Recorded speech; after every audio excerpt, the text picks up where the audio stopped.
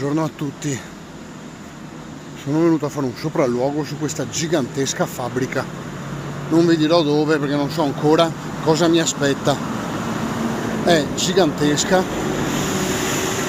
e incredibilmente le porte sono aperte. Sembra troppo bello per essere vero. Stimo il tempo di visita di questa fabbrica in almeno un'ora, perché vi ripeto è gigantesca. Adesso cancello i cartelli, cerco di non farli vedere. Guardate che roba, aperto.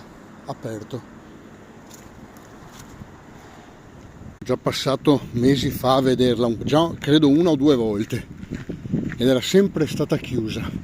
Questa volta invece è aperta. Devo capire appunto se si può entrare, ma mi sembra di sì. E se sì, vedrò di organizzare un'escursione per farvela vedere, magari in compagnia. Non so cosa dirvi.